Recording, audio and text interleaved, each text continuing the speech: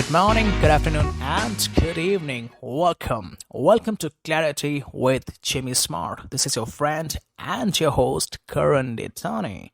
And today, as you know, our special guest is Jimmy Smart. Jimmy is number one best-selling author of two wonderful books, Clarity, Clear Mind, Better Performance, Bigger Results, and Results. Think less, achieve more. Jimmy is a world famous public speaker and he's a coach of coaches running Clarity certification programs for years. And now, with honor and pleasure, let's welcome Jimmy Smart. Hello, Jimmy. Welcome. Hi, Karen. Really nice to meet you and really nice to be here. And I thought I'd start. Well, you know what I'm going to do? I'm going to take like 2 or 3 minutes to tell my story in a nutshell. And then I'm going to speak to the questions that Fatima asked, because I think they're superb questions. So yeah, my name's Jamie, and I stumbled across the principles in 2009. And I'd been working in the field of personal development and psychology and therapeutic change work and coaching for over a decade by that point. And I was good at it. I had a thriving business in that domain and had a bunch of stuff I could do. And the principles were psychology's best kept secret. And at first, when I was introduced to them, I was like, well, funnily enough, I was given a copy of The Missing Link by Aaron Turner, and I read it, and I was like, yeah, nothing to see here. It's too simplistic and da da da da da. But as I started exploring, I had some insights. My first insight was, oh, everything you've been looking for outside of you is already there within you. You've already got it. It's already there at the heart of your being. And that immediately started reorganizing my personal kind of priorities, right? Then my second insight was the fact that a person can even see or hear or feel or perceive means they have the source of mental health and well-being within them. They have that source of resilience and realization and transformation already there within them. So that started changing the way I worked with clients. Like immediately, my results with clients started taking off. They were already good. They were already good, except when they weren't. Like sometimes I would get great results with clients, and other times the rubber didn't seem to meet the road, and I couldn't figure out what the difference was. And all of a sudden, you know what the big difference was, in a way, all of a sudden I felt hopeful for my clients because I could see what they had going for them. So I'm like looking at them, and no matter what they thought, they were like, bothered or upset or stuck or confused or thought there was something wrong with them. And I'm like, oh no, there's nothing wrong with you. You work perfectly. You work perfectly. You're doing fine.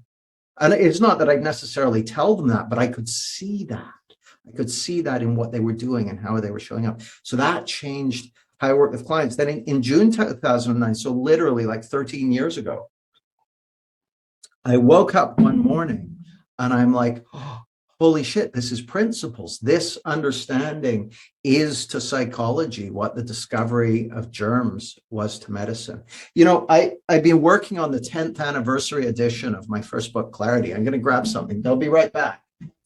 So no one has seen this. This is the 10th anniversary edition. And I've been updating it and making some changes and adding some things and removing some things and all that sort of stuff. But in it, I reference a book. It's one of my favorite books by a guy called John Waller. He wrote this book in 2002 called The Discovery of the Germ. And it's like a thriller. It's about the discovery of germ. And he said in the introduction of the book, he says this, he says, a real revolution is something that transforms major aspects of our world and the way we see it. The extraordinary scientific revolution that took place between 1880 and 1900 provides us with a paradigmatic example For in this short space of time, medicine underwent perhaps its greatest ever transformation. In just 20 years, the central role of germs in producing illness was for the first time decisively demonstrated, and Western doctors abandoned misconceived ideas about the causes and nature of disease that had persisted in one form or another for thousands of years. And then I say, my assertion is that the principles you're going to be discovering are to psychology what the discovery of germs was to medicine. A real revolution is something that transforms major aspects of the world and the way we see it. So I realized that in June 2009, I'm holy shit, these are principles. And I saw a vision of a generation of children born to parents who already know this stuff. And that day, I picked up the phone to my office and said, we're changing direction. There's principles for psychology. And that's what's brought me here today. And so I'm very, very grateful to be here with you. I'm grateful to be anywhere 13 years later. Like I'm happy to still be around. And I was just thinking about Fatima's 3 questions. So what she said is the guidance that she's had is not to trust thinking, not to trust thoughts. Well, I don't really ever have anything to say about thinking and thoughts. So let me tell you how I see it, and then we can see where we're at. What I say, Fatima, is that we're living in the principle, we're living in the experience of the principle of thought taking form in the moment. Okay, now here's another way of saying that.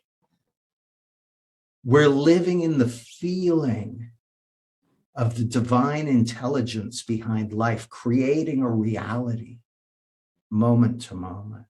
Hey, Fatima, I thought it was a great question, but here's the thing. I would see, this is going to be really important to you guys.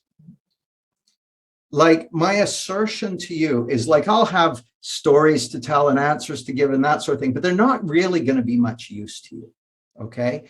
The only thing that's going to be useful to you is the insights and realizations that come from within you.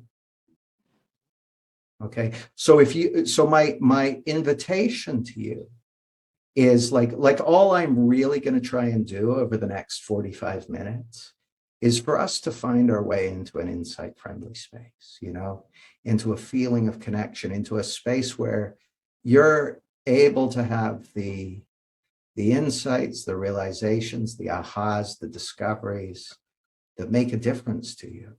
Okay. So they're not going to be concepts and ideas. It's going to be insight. It's going to be fresh, new perceptual reality. That's what's going to make a difference to you. All you need to do is listen. Okay. But you can't listen and take notes at the same time. They're just two different things. Well, I'm not having a go, Fatima. I'm just it's a really good point for everyone. The thing that's going to be useful to you in this session is going to be your insights. Is going to be your insights. So yeah, you're living in a thought-generated perceptual reality, moment to moment. Now check this out. I'm going to go get something else. This book that I dismissed when I first read it, The Missing Link by Sid Banks. It's my favorite book now, or it's up there. It's up there in my top 5. And it's called The Missing Link. You know what the missing link is, Fatima? Yes, I do. You know what is it? The principle of thought. Bingo. The principle of thought, not thoughts. The principle of thought.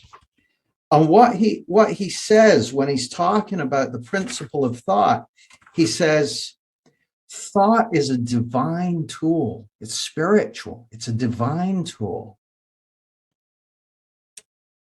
And he says, thought is the missing link that gives us the power to recognize the illusionary separation between the spiritual world and the world of form. As a power, it's gives us the power to recognize the illusion of separation.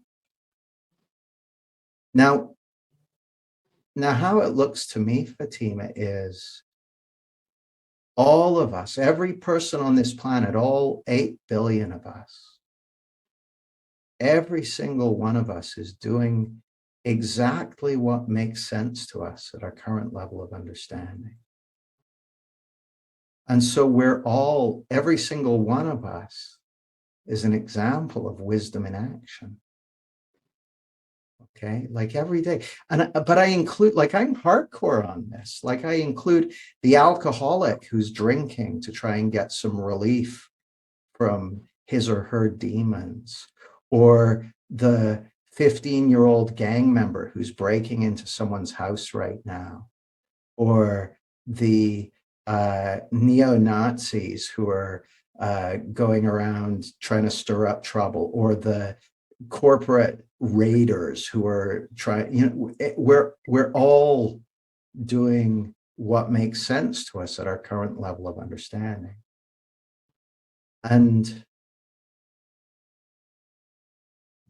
wisdom is working at that level of understanding, but also doing its best to take us to a new level of understanding through insight and realization. So I don't think about how do you know whether it's wisdom or how do you know whether it's thought. It's like, I look at where does it seem to you like your experience is coming from? Because if you're all caught up in your thinking, that's not wisdom. And I don't know about you, Fatima, but I know when I'm preoccupied with stuff, it's because it seems to me like my experience is coming from the future or the past or other people or outcome. It doesn't seem to me like it's coming from thought. Does that make sense? Yeah, it does. What did you hear that makes sense, Fatima? I agree with everything that you said. And that's why I don't understand in this 3P community why the guidance is always not to believe that anything that you think is not true. Because I certainly don't offer that guidance to anyone, and if anyone offered me that guidance, I would ask them, how do you know that the thinking that guided you to say that is true? Then, like, it doesn't pass the most basic common sense test. For me, guys, if this is principles, then it's as reliable as gravity. It's as reliable as the laws of thermodynamics. So it should be able to pass the most rigorous common sense test, but also it should be just as useful for someone who's a firefighter running into a burning building to rescue 3 children, as it is for a therapist working with a client, as it is for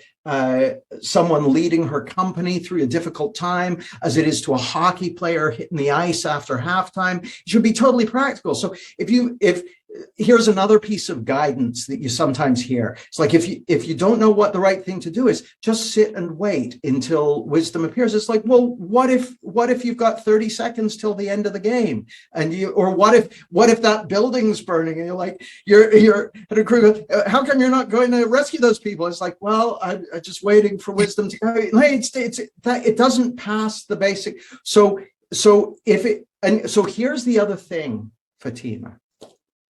Anyone who's worked closely with me will be able to confirm this. I have nothing to say to my clients about what they should or shouldn't do. What I have to offer my clients is, here's how the system works, and here's what you have going for you. And given what you've got going for you, the better you understand what that is and what the implications of that are for you, the more you're going to be able to trust whatever guidance comes from within you on a day-to-day basis, on a week-to-week basis. And here's another one. A lot of times I'll see people post in Facebook groups, for instance, oh, what should I do in this situation?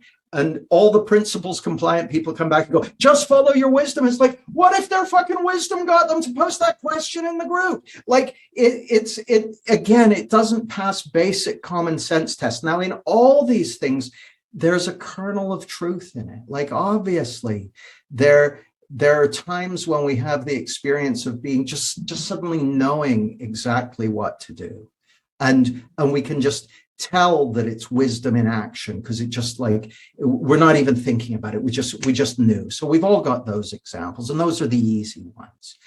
But my assertion to you is that this is good on a day-to-day basis as well. And so my encouragement to you is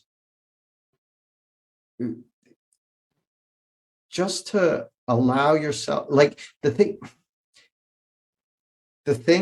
is, if I tell you what my job description is, my job description is to help create the conditions for my clients to have the insights and realizations that make a difference to them in their lives.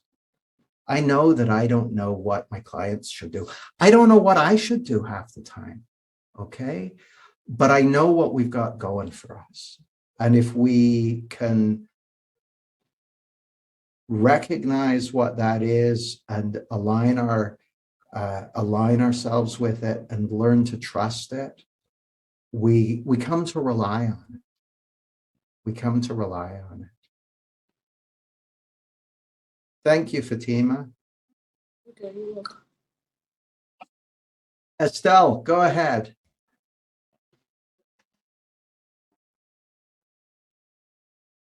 Estelle had her hand up, but I don't know if she can hear me, so I'm going to go to the next person. Karen, were there any questions that came up in the chat? Hello. Okay, we've got Estelle. Sorry, Estelle. sorry, it was muted. Yes. Hi, Fatima. I know Fatima in the group. Sorry, I don't know anyone else here, but Fatima, I just wanted to say something about your answer that resonates with me right now. But I mean about your question. To me, wisdom, like appear when my true nature is aligned with my values, core values. So the characteristic of our true nature, for example, are like oneness, presence, knowingness, compassion, peace. So this is who we are. This is our true nature, right? So it's in that feeling, when you feel connected, open, like at one with everything that's around you, and you align that with your core values, and then you are in your decisions are going to be good. But I think if I make decisions out of these two things, like if they're not aligned, I can be sure that I will double think about it.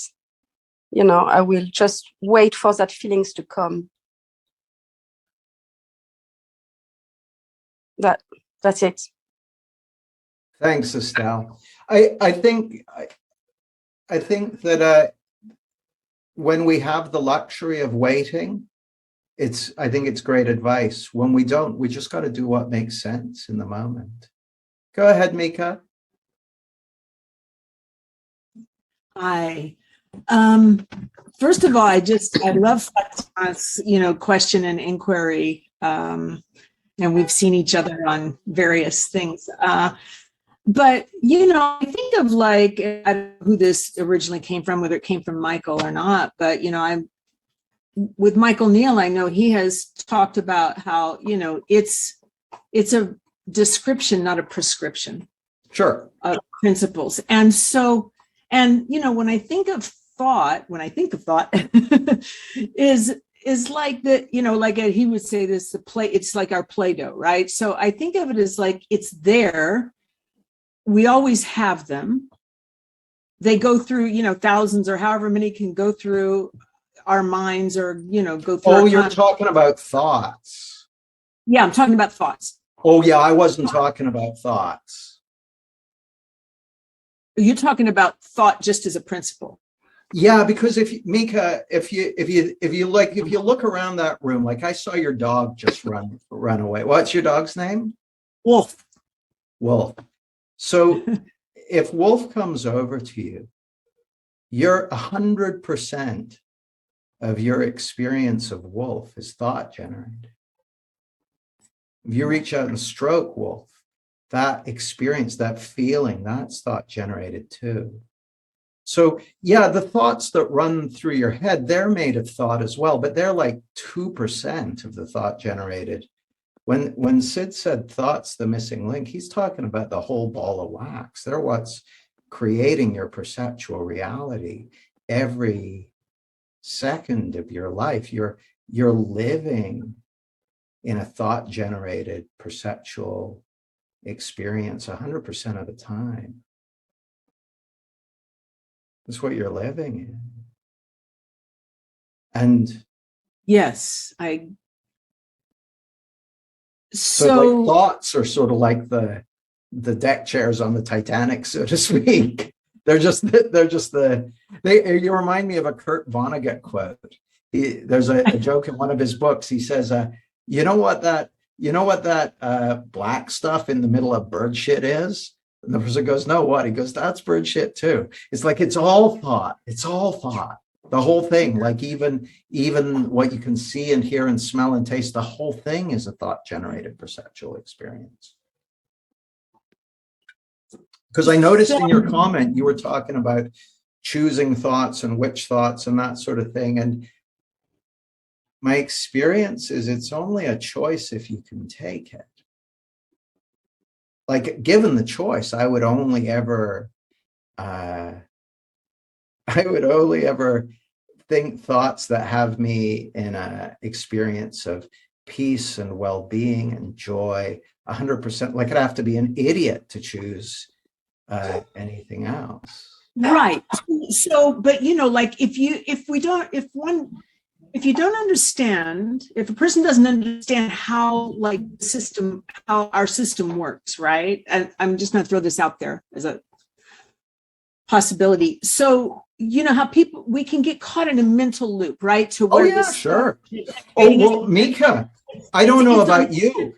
I understand how the system works, and I can get caught in a mental loop. Anyone else? That's what I'm saying. So it can be on replay, but the more we understand it, then the more we can step back from that replay, turn off the replay button. Now, let me ask you something, Mika. How do you know when to step back? By my feeling. Yeah, but how do you what point does it have to get to before you go, oh, now it's time to step back? Well, and I think this is my thing is that once I really, and I sort of embraced the principles, which happened a couple, maybe 2-3 years ago, it's like, it's quicker. That's what I've noticed. I've noticed that too, but here's what I'm going to suggest. And I'm not saying this is the way it is. I'm just offering it to you. Sure. What I'm going to suggest is the reason it's quicker is because you're more available to insight. And the thing that has you step back is insight. It's insight. It's not something that's under your control. It's like if you were to follow me around for a week with a camera, I'd say, why are you following me? No, but if you did, right, you might find sometimes where stuff happens, you're like, man, he is as cool as a cucumber. It's like he's totally unruffled. And then the next day, similar situation, and I'm all reactive and that sort of thing. It's like, well, what's going on? Well, in one situation, I maybe started to get, go outside in about the person or the situation or whatever. And then consciousness came to my rescue. And I was like, oh, hang on a second. And then the next day, it didn't step in so quick. Like it's not me in control of it. This is not, I'm not controlling it. Like if I thought I was controlling it, that's thought generated too. Now, if you, there's another level.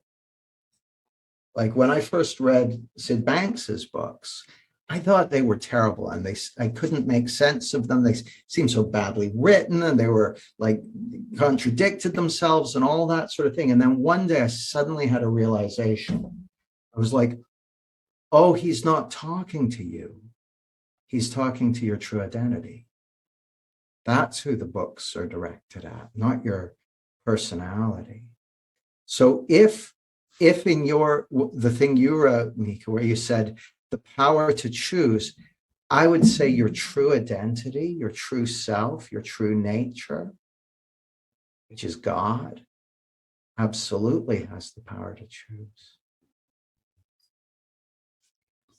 Our personalities, geez, I wouldn't trust my personality to clean the bathroom. Like it's but your true nature, it can choose. And so it seems to me that when we have a conversation with a client or a loved one, and we find our way into that feeling of connection, and it's because our true self, our true identities are having a conversation with each other. And that's the true identity can choose. I don't think the personality can. Like the personality is I think of it as being kind of like a sock puppet. Like, did you ever see like Lamb Chop? And that's what the personality is like. It thinks it's running the show, but actually it's got someone's hand up its bum. It's just a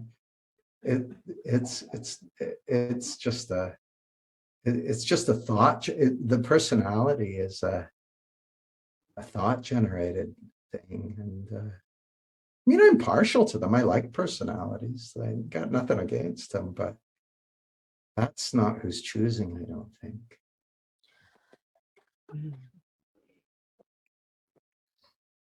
The little book of clarity.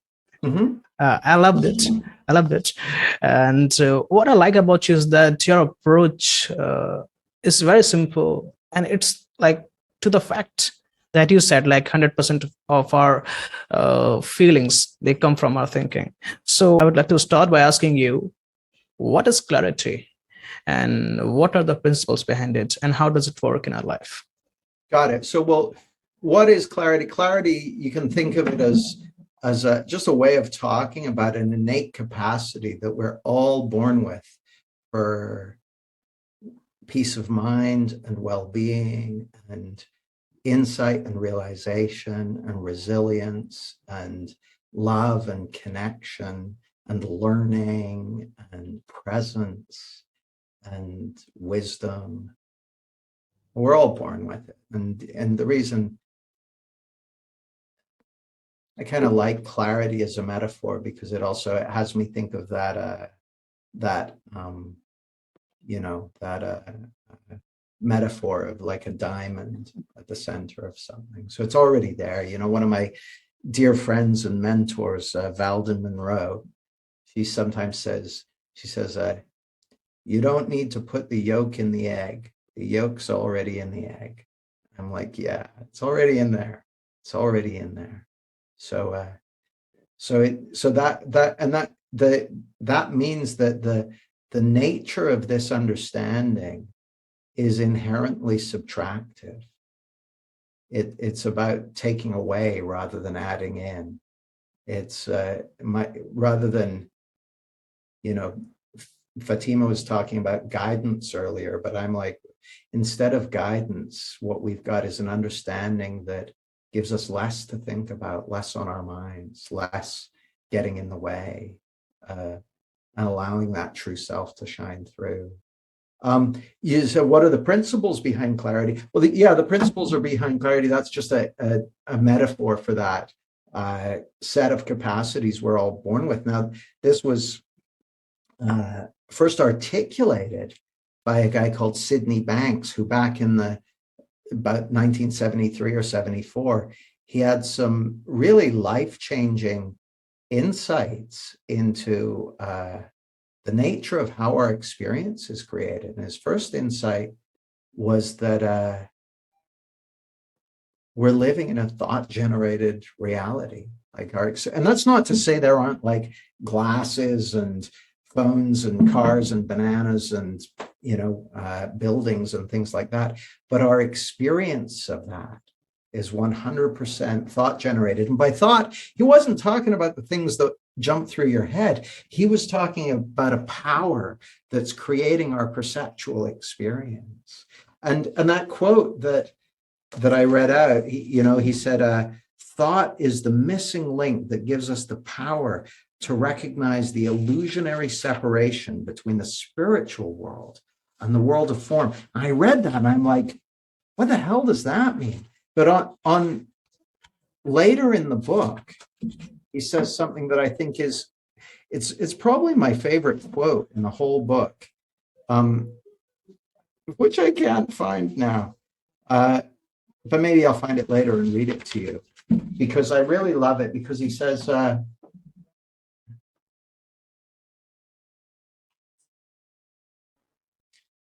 the world of nature is a reflection, in the form of nature is a reflection of the human mind.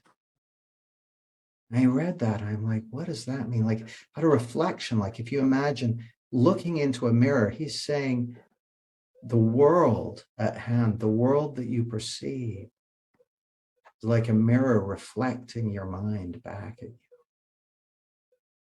Like, wow. And thought is the power that creates that world that we see and hear and feel and smell and taste. And consciousness is the second principle he articulated, and that just gives us a feeling of it, an experience of it. Another way I think about the principle of consciousness, there's a quote by Teilhard de Chardin, which I co-opted. He said, how I say it is, we're not human beings having a spiritual experience. We're one spiritual being having 8 billion human experiences. And who you really are is that one spiritual being. Who you really are is consciousness itself. So that sense of I amness that we all have, that's consciousness. And that's what gives us an experience of whatever picture and smell and sound and taste and experience we're creating with the power of thought. And then mind is the energy that keeps the whole show on the road. It's the power source. That's what the principles are. How do they make a difference in your life? Well, here's a simple way of thinking about it. That the way I say it is, you know how people have kind of got a lot on their mind these days? We teach a simple understanding that takes things off your mind automatically. So you are able to experience more of the love and confidence and peace and joy and creativity and energy that's already there within you, and make the difference you're here to make, and live the life you're here to live. Like, that's the how. It's not about something to do. It's something you'll learn that just has you doing a lot less on the inside. Sid Banks used to say, look in the right direction and do nothing. But he was talking about do nothing up here. You don't need to do anything to change your thinking. He's not talking about do nothing out in the world. There's lots to do in the world. But yeah, my shorthand way of saying that is keep your fingers out of the machinery. You don't need to. I even go as far as I don't pay any attention consciously to try to choose which thoughts to think or not to think of. I got other stuff to do. But what I found is that as I continue to deepen my understanding, I have insights that bring me back on track and move me away from the thinking that's not so helpful. And it's insight. It's not under Jamie's control. Geez, you wouldn't want that guy to be controlling your thinking, I promise you. So yeah, that's my answers to your questions, Karen. How'd I do? Wonderful. I loved it. Jimmy, I was watching your seminar earlier, and in that you talked about a woman who read your book, and she had PTSD. Yeah. For 10 years. So just by reading your book, she overcame it. So I want to ask you, how does clarity help with mental health? And could you also share that experience of the woman? Yeah, well, I'll start with sharing her experience because, funnily enough, I've just been chatting to her because I put her story in the new edition, the 10th anniversary edition. But what she said is kind of cool. She said, well,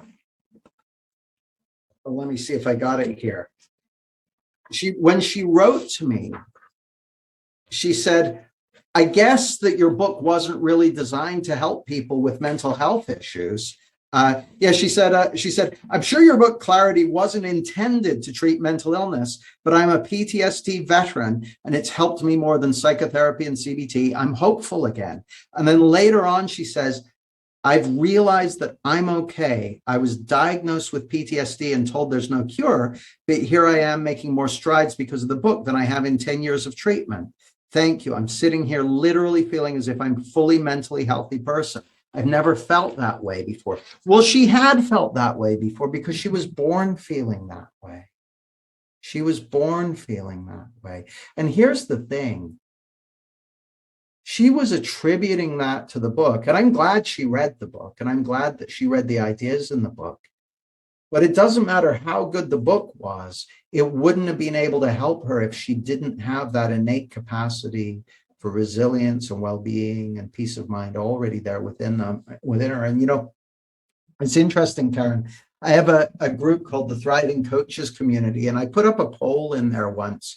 And what I asked was, so it's mostly coaches and therapists and change workers. I asked, what's the biggest thing that you believe would make the biggest difference to your ability to have an impact with your clients? And so, I don't know, maybe 100 or 150 people answered. And the number one answer was rock solid confidence in my abilities. Almost everyone was like, if I just had more confidence in my abilities, that would have me make a bigger difference to my clients. Okay, so we had like 80 or 90 votes for that one as the number one thing. At the bottom of the list, with one vote from me, was rock solid confidence in my clients' innate capacity for resilience, realization, and transformation.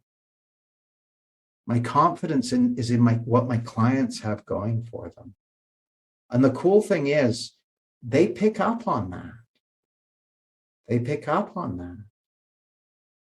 They feel it. So same goes with the book. When the veteran read the book, that innate capacity for resilience and realization and transformation that resides at the heart of her being, it resonated with what she read in the book. And she had an insight. Well, that's the purpose of the book. The purpose of the book is to help create the conditions for the reader to have the insights and realizations that are going to make a difference in their lives. That's the purpose of the book. So that came from within her. And it same goes for all the people who have been impacted by this. Like, it's not to say there aren't skills you can develop as a change worker. There certainly are. And I'm certainly a better coach than I was 20 years ago. But what I'm leveraging is a capacity that's already there within the client. Estelle says, Jamie, could you please tell us more about the nature of soul and the nature of spirit? I mean, I don't know much about it, Estelle, other than I believe, as I understand it, we're the wisdom and intelligence behind life. Like we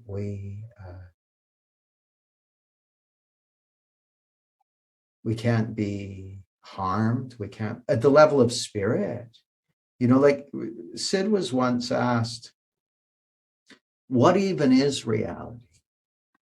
And he said, reality is a divine illusion suspended in the boundaries of time, space, and matter. And so, as best I can tell, spirit, soul, God, whatever you want to call it, it's before that. It's before the form. It's before the boundaries of time, space, and matter. And if it's before the boundaries of time, space, and matter, that there are implications to that. One is that there's no distance, which means it's all one. Like we're you know, we're one spirit talking to each other through different mouths and ears, right? There's no distance. It's one. It's one. But also there's no time, which means it's eternal. Now, as I understand it, but this is just my take on it. Don't hold me to this, but soul, at least as Sid talked about it, is kind of your individual instantiation of spirit. I think in The Missing Link, he mentions it. He says,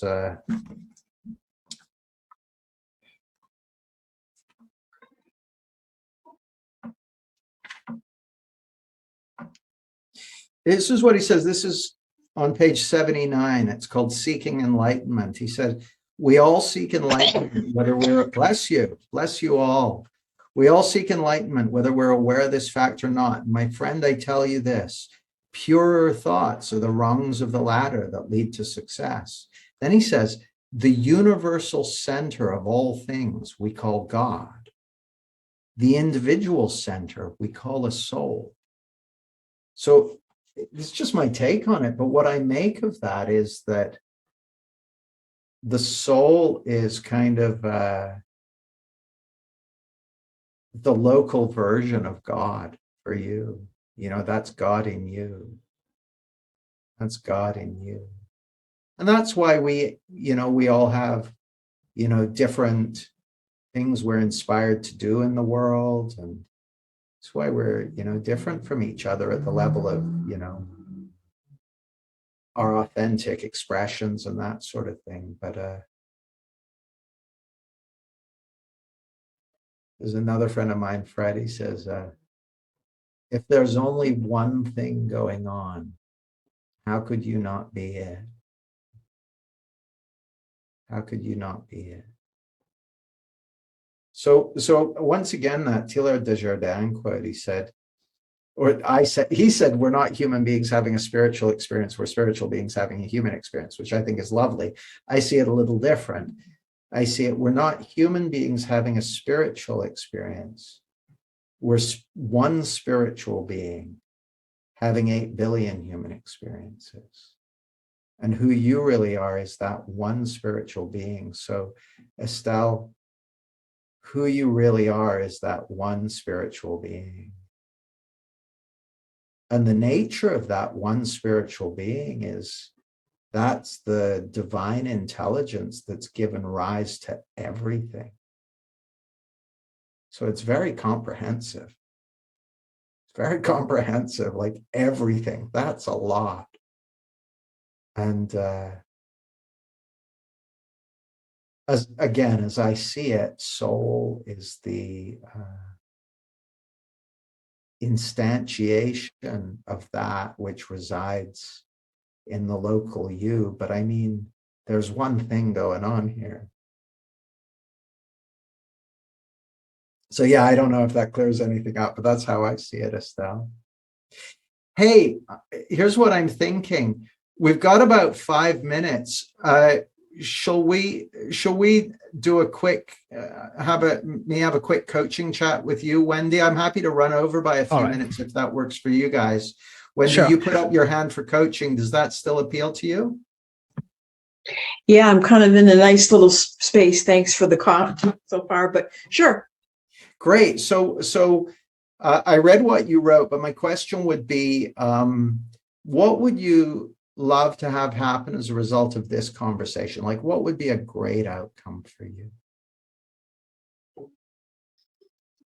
A great outcome for me would be that my conditions, that my condition for insight would be upticked, so that how I'm looking at my weight and my struggle with eating too much might be ameliorated by a new condition for insights to come forward. So how do you know you're eating too much?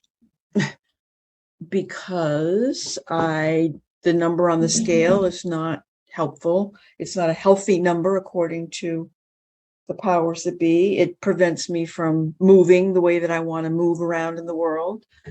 Well, so now here's why I asked the question. I mean, weight is a function of a whole bunch of different intersection points, including how much you're moving, including what you're eating, what you're not eating, and including the hormones and all kinds of things. And so I was interested in two things. One, that you've drawn the conclusion that the issue is that you're eating too much. And the other is that the scale knows something important. Mm-hmm. So if I could wave a magic wand, Wendy, an honest to goodness magic wand, and you wake up tomorrow morning and it's really, really worked for you. Yep. How would you know the magic wand had worked? I would be, do you need to take a call or something? no, I don't need to take a call, but I'm annoyed that the person keeps calling.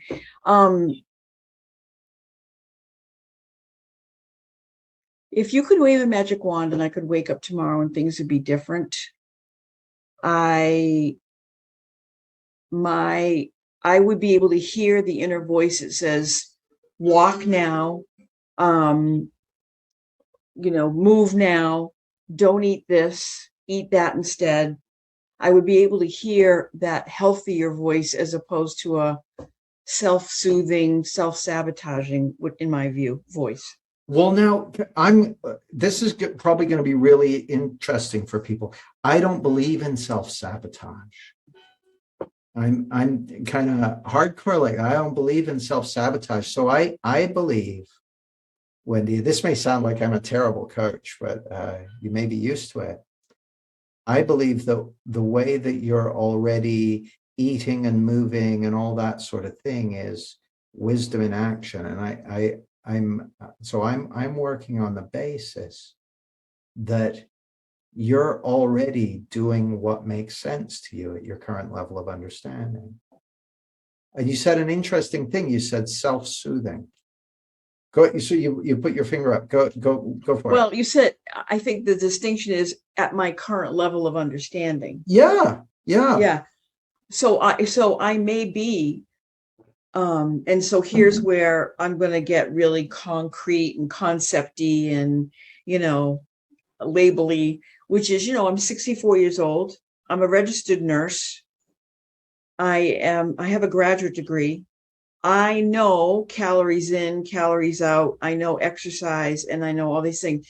But given a choice, like I wake up in the morning with 5 intentions, and so many more nights than not, I have not done one of the intentions, which is maybe to say, walk 10 minutes 3 times today. It might be eat this, not that. And then I go out and I go, that's kind of my point. Yeah. Like it sounds like you've got a whole bunch of good ideas for yourself, like what you ought to be doing. And check this out, Wendy. I don't know how many people have got their video on, so we won't be able to see. But by a show of hands, who has a bunch of good ideas for themselves that don't end up happening? Anyone else? Like, look at that. And who does a bunch of stuff which they told themselves they really oughtn't to do, or their doctor told them they really oughtn't to do? Yeah, it's pretty common. So like, if change were as simple as just, telling yourself what you're supposed to do or not supposed to do and then complying with that, it'd be very straightforward. Like you go to the doctor and the doctor would say, hey, Jamie, you ought to stop smoking and cut out the cocaine. And I'd be like, gee, doc, thanks for the advice. Okay, I'll go do that right now. But it didn't work like that. I got there in the end, my own way. But yeah, so like, my assertion is, Wendy, that you're already at the level of wisdom and intelligence you're already doing exactly what makes sense at your current level of understanding. Okay. And that includes judging the hell out of yourself for it. Yes. Yeah. Mm-hmm. Yep. Yeah. And so like what if like what if there's a wisdom and intelligence already playing out that has the objective, if you like, of bringing you to health and well-being and nourishing you appropriately and all that sort of stuff? What if that's already there? Like, are you open to that possibility? Oh, I am. And hence Great. my concept that I'm self-sabotaging, because I hear it and then I go, nah, fish and chips and tartar sauce would be a better choice today rather than a salad and chicken. Yeah. Well, Yeah. but so why do you suppose that you would be having fish and chips instead of salad? Like, why would that make sense? Taste, self-soothing, Yeah. Why enjoyment. why would a person need some self-soothing?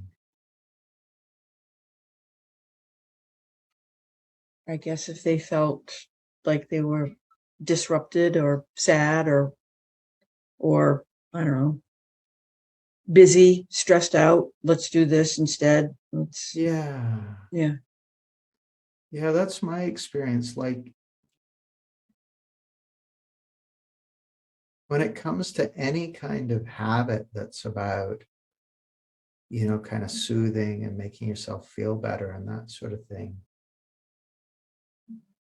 it's trying to get yourself to eat salad instead of fish and chips at the end of a stressful day is sort of like shutting the refrigerator door after the salad has bolted.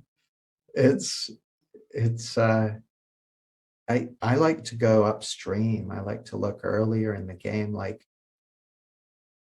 what would have to happen, Wendy? What would your day have to be like? What would your life have to be like in order to, for instance, salad a bunch of the time to be the easy option?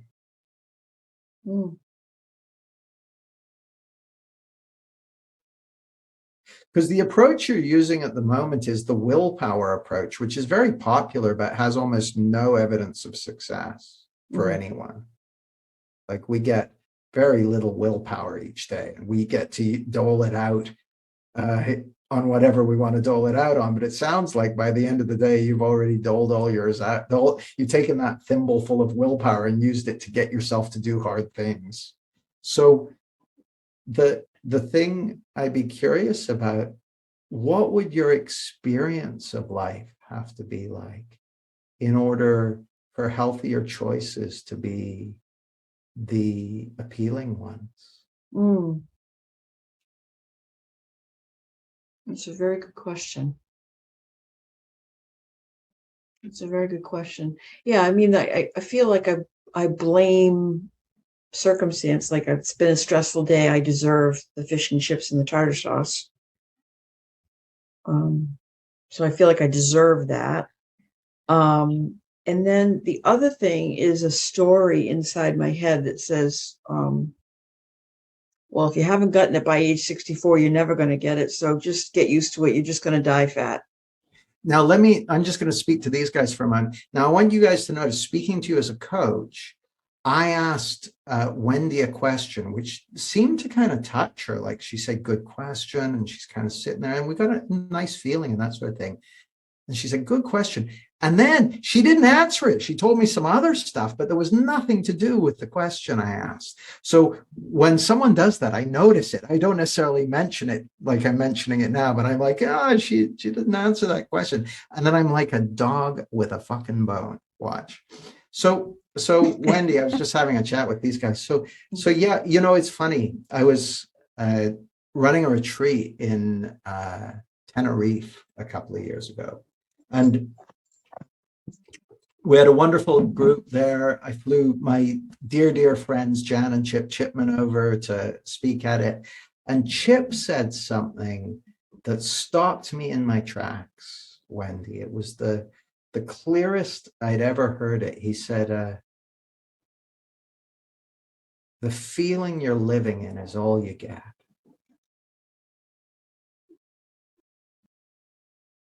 The feeling you're living in is all you get.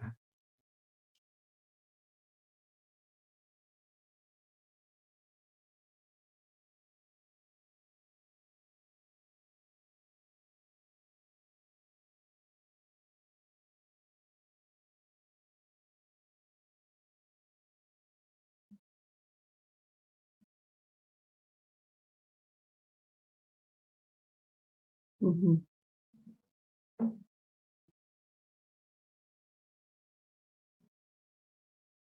And so the thing that struck me, Wendy, was like, what kind of experience would you have to be living in? What kind of feeling for life would you need to be living in order for even healthier choices to be easy and obvious and straightforward for you?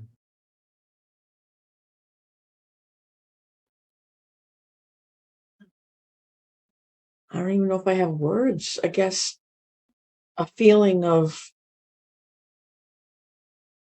trust, a feeling of confidence, some sort of like, no matter what I do with my eating choices today or my exercise choices today, they're going to be good ones. And I can't even conceive of being that trusting or confident. Well, now here's the thing. My assertion, and this is going to mess with you, okay? But my assertion, Wendy, is that the choices you're making about food and exercise are already good ones at your current level of understanding. Okay. But bear with me, bear with me. And so at the level of principle, either you trust that or you don't. And if you don't trust that, then, you know, you judge yourself and you get mad at yourself and berate yourself and all that sort of stuff. But the thing that strikes me is you're in the perfect playground to experiment with the notion of what if you already can trust that wisdom and intelligence that's there at the heart of your being? What if you already can trust it?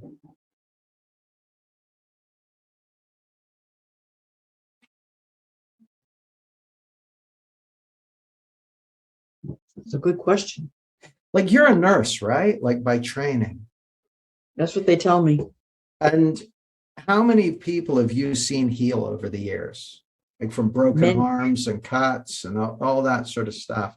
Oh, guys, can I ask you a favor? While I'm coaching someone, please don't type in coaching advice at the same time. It kind of throws us out of the moment. I bet that Wendy's already had a lot of advice, at least from herself. So let's try coaching instead. So Wendy, yeah, you've seen a lot of people heal, right? Mhm, mhm. And while you may have, you know, put their arm in a cast or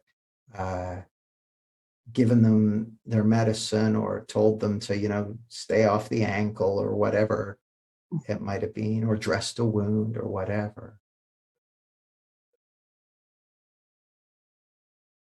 That's not what healed them. The thing that healed them is the healing power that resides within every person.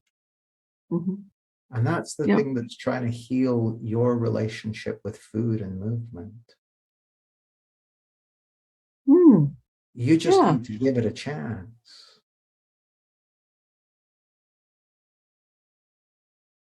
It's already on your team. You've been fighting it.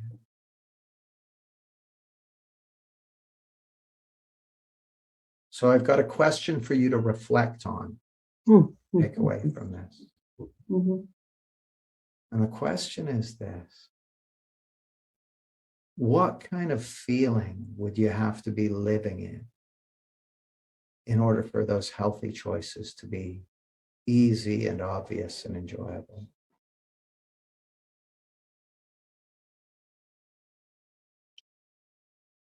But you don't need to answer it now. This is one for you to reflect. Like it's one to sit with. Like what? Because what I'm going to suggest to you, Wendy, is that the more time you're able to spend in that feeling, the more everything else is going to take care of itself. Mhm. So listen, we've gone 10 minutes over. Thank you, Wendy. Everyone, will you guys unmute yourself and give Wendy a big round of applause? Thanks, Wendy. Mhm. Karen, is there anything you want to do before we wrap up? Actually, I wanted to ask you some questions, but since we are out of time, could you extend like 5 minutes more so I can talk about your Sure, upcoming go book? for it. Okay, all right, all right. So you're like releasing your 10th edition of Clarity. So what is different in that? Well, a couple of things. So probably the most important thing is this: like when I wrote the book, I wrote it in 2011. So I was 2 years into my journey with the principles when I first put pen to paper for that book. And my life had been profoundly changed by what I'd realized and what I'd seen. But if I'd been impacted this much, my ability to express it had only been impacted this much. So as I read back the original, I go through it and I'm going, and some of that stuff that was just put kind of clunkily or leadenly or mechanically, but some of it's like just balloon juice. Here are the differences. I see it way deeper. That's the first thing. And so I'm updating the book to fall in line with that. Second thing, the world has changed a lot. Like when I wrote Clarity, I was talking about the impact of social media on people's perception and that sort of thing. And I said, our clarity is under attack and our attention is the most valuable thing out there. But I had no idea where it would go, like what's happened with the weaponization of algorithms and that sort of thing. So it looks important, but also as the place the world is in at the moment, we need wisdom more than ever. Like we're not only are we undergoing a humanitarian crisis in mental health at this point, so this message is more important than ever, but also, the leaders of our world, whether it's business leaders or political leaders or social movement leaders, they need wisdom to guide them, because if anything, the world has become more polarized since Clarity was written. So we need that wisdom more than ever. And then the other difference is, so like I've updated it for that, but I've also added case studies, updates on the original case studies, checking in with people. But here's the other thing that I think is really cool. At the end of each chapter, I've included a section called What the Research Says. And then I'm cross-referencing it to scientific research and other things, just so that people can build their own kind of reference base for this understanding. So there's a lot of stuff in there. Wonderful. Okay, before we end, can you also talk about the Clarity programs that you run? Well, it's interesting. We've got a bunch of different programs. My Clarity certification training, we're not doing another of those until 2024. So we're finishing the current one now. We're taking a year off from doing that.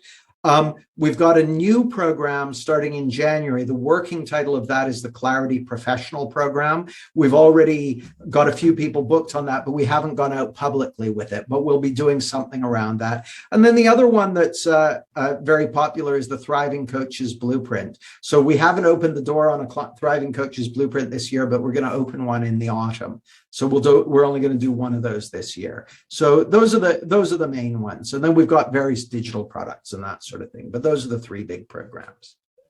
Thank you very much, Jamie. That's wonderful. Before you go, I want to share my experience. Before I read your book, I used to have many thoughts of guilt, shame, and fear. I had tried affirmations, law of attraction. But just by reading your book, it didn't make enough sense to me exactly what I was understanding, but just by reading it, something started happening, and the thoughts that used to hurt me, they just vanished. That's great to hear. I felt the inner peace that I never felt. I want to thank you for that. Thank you Oh, very you're much. so welcome. It's great to hear that. Karen, Estella had a question. She said, Jamie, I'm not a coach or have training in mental health. I have a quick question. How do we approach 3P with schizophrenia or people with, I'm not sure if that's nerves or nervousness. It depends on the context, Estelle. If it's in a professional context, then just leave that to the professionals. Leave it to people who know this understanding. If it really depends on the context. So Estelle, if you want to tell me quickly, what's the context you're talking about when you talk about working with people with schizophrenia?